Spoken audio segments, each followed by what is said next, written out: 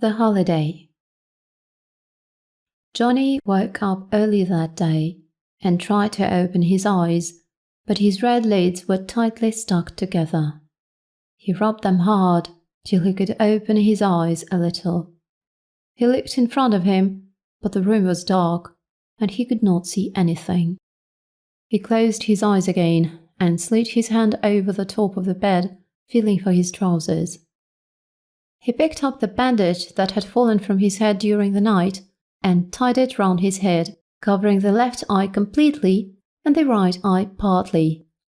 Again he slid his hand over the top of the bed in search of his trousers, but failed to find them.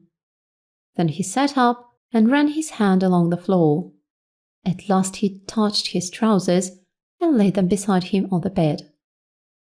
"It must be late now," he thought. "I heard the postman a long time ago. He was calling the names of the people whom he had brought letters." Johnny moved over to a warmer spot in the bed. Suddenly, he heard the sound of two voices, and pulling the bandage away from his ears, he sat up again and listened. He heard distinctly the voice of his mother, who was talking to a woman at the door below. He slid out of bed, felt his way over to the door of the room, and opened it a little. Now he could hear what the two women were saying. "I cannot think of letting him go," said the voice of his mother, "because his eyes are bad again."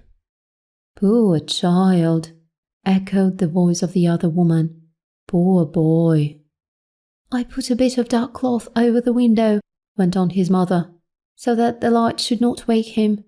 He must have a good rest. Besides, I did not want to let him go with Archie to see the celebration of the Queen's birthday." "Poor little boy," repeated the woman at the door. "Look at the school children. They are excited today. Of course, it will be very interesting for them to see the marching troops, the artillery horses pulling the guns, the flags and banners, and to hear the national anthem. But I cannot let Johnny go, for his eyes will become worse." Johnny heard tears in her voice. "Poor little boy," sighed the other woman. Johnny closed the door softly and felt his way over to the window. He touched the cloth that covered it and tore it down. The light of the May Day flooded the room.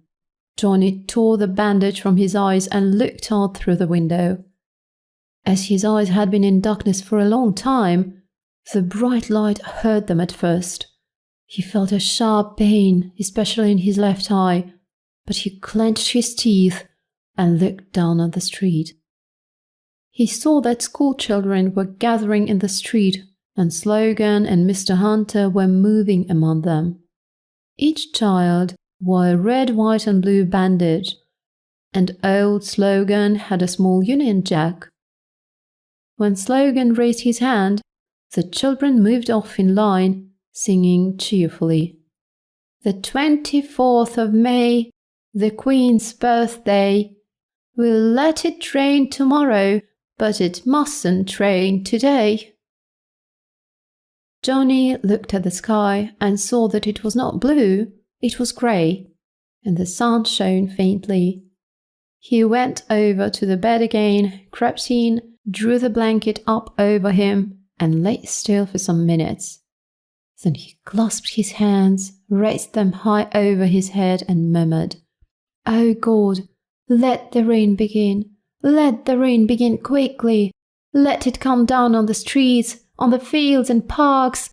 Let it fall on the people and children the whole day. And please, God, let the wind come too, a sharp wind. Let nobody see the celebration of the Queen's birthday." Johnny covered his eyes with the bandage again and lay still, listening to the sounds in the streets. Soon he was fast asleep. In his dream, he saw marching troops, guns rolling over the stony street, bands playing as the troops passed by.